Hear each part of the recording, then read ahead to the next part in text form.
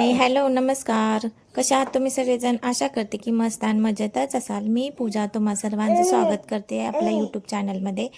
तर मी इथं देवांच्या टिफिनची तयारी करत होते. आज त्याला ब्रेड सँडविच पाहिजे होतं, म्हणून सगळे व्हेजिटेबल्स वगैरे कट करून घेतले. आणि हे सँडविच इतके छान लागतात ना टेस्टला, की आता नेक्स्ट टाइम जेव्हा मी बनवेन ना तेव्हा तुमच्यासोबत नक्की रेसिपी शेअर करेन. तुम्ही पण एकदा ट्राय करा, खूप मस्त लागतात. जेव्हा देवांशी एकटा होता तेव्हा सगळं रिलॅक्समध्ये होत होतं, पण जेव्हापासून दुसरा बेबी झाला ना तेव्हापासून असं वाटते की देवांशला स्कूलसाठी लेट नको व्हायला, म्हणून मी जरा खूपच जास्त लवकर उठते.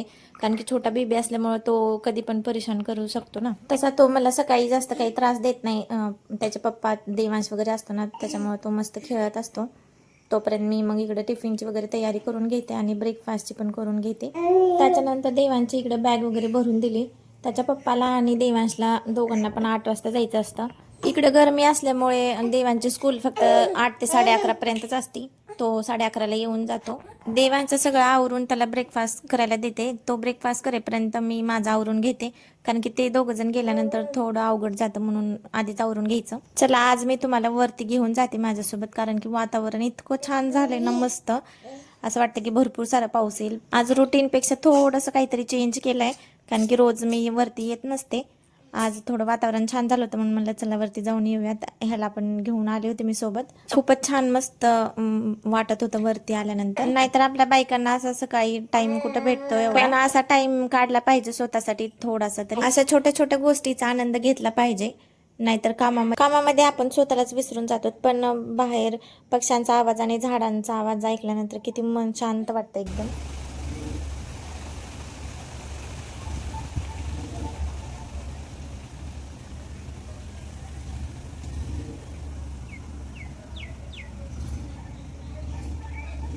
नंतर खाली येऊन ह्याला आंघोळ घालून घेतली, म्हणजे हा आंघोळ केल्यानंतर बराच वेळ झोपतो.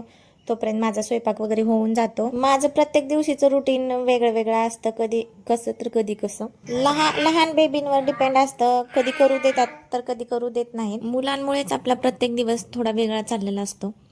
चला आता ह्याला झोपी लावले मी.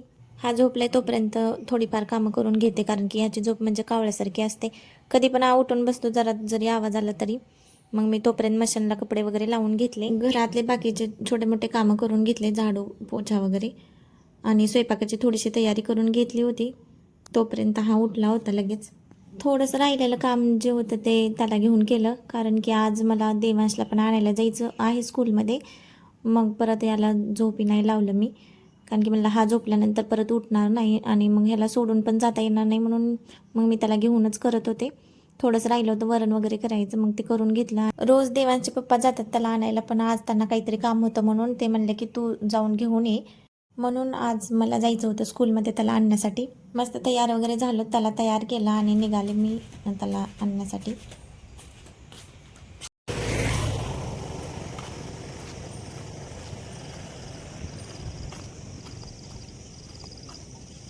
आर्मी कॅम्पमध्ये एक गोष्ट खूप छान असते की भरपूर सारे झाडं असतात इथं.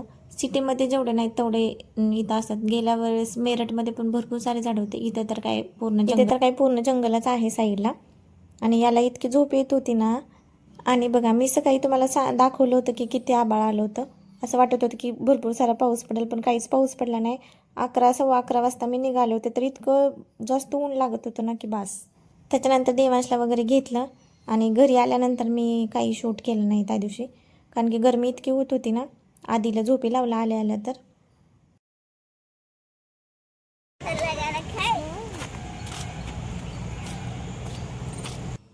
Next day. हाय, हे दुसऱ्या दिवशीचं शूट आहे. मी आज तुम्हाला एक खूप मस्त रेसिपी शेअर करणार आहे तुमच्यासोबत. मी पाठीमागे एका दिवशी करून बघितली होती, खूप छान झाली होती, म्हणून म्हणलं चला तुमच्यासोबत पण आज ही शेअर करावी. भोपळा आणि हरभऱ्याच्या डाळीची ही भाजी आहे. खूप टेस्टी लागते. मला नाही वाटत की आपल्या इकडं कधी केली पण असेल, पण ज्यांनी केली नाही त्यांनी नक्की ट्राय करा, खूप छान लागते. हरभऱ्याची डाळ इथं भिजू घातली होती मी 1 तासभर आधी. त्याला धुवून घेत आहे.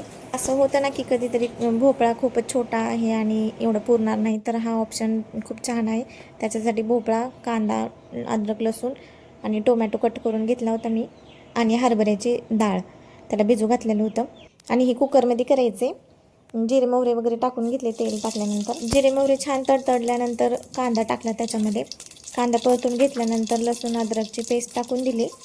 मग टोमॅटो वगैरे टाकून द्यायचा आणि मस्त त्याला थोडं फ्राय करायचं तेलामध्ये. आणि मसाल्यामध्ये कांदा लसूण मसाला, लाल मिरची पावडर आणि मी मेन म्हणजे छोलेचा मसाला टाकला होता. छोलेचा मसाला टाकल्यामुळे त्याला खूप जास्त छान टेस्ट आली होती. सगळे मसाले तेलामध्ये फ्राय झाल्यानंतर त्याच्यामध्ये भोपळा आणि डाळ टाकून द्यायची आणि कुकर लावून घ्यायचं गरम पाणी टाकून. 2-3 शिट्ट्यामध्ये हे शिजून जातं. डाळ भिजू घालायची कारण की भोपळा जरा जास्त लवकर शिजतो ना, त्याच्यामुळे डाळ भिजू घातल्यानंतर डाळ आणि भोपळा एकदम दोन्ही सोबत चांगले शिजून जातात. मी इथं आता कुकर लावून घेते आणि कुकर उघडल्यानंतर मी तुम्हाला भाजी दाखवते. खूप छान टेस्टला तर खूप छान लागली होती. मी पहिल्यांदा बनवली होती तेव्हा असली भारी लागत होती ना. चला मग कसा वाटला व्हिडिओ कमेंटमध्ये सांगा. आवडला असेल तर लाईक करा. चॅनलला अजून सबस्क्राईब केलं नसेल तर नक्की सबस्क्राईब करा. भेटूयात नेक्स्ट व्हिडिओमध्ये. तोपर्यंत बाय. आणि भाजी करून नक्की बघा आणि मला कमेंटमध्ये सांगा की तुम्ही भाजी केली का नाही. Bye bye and take care.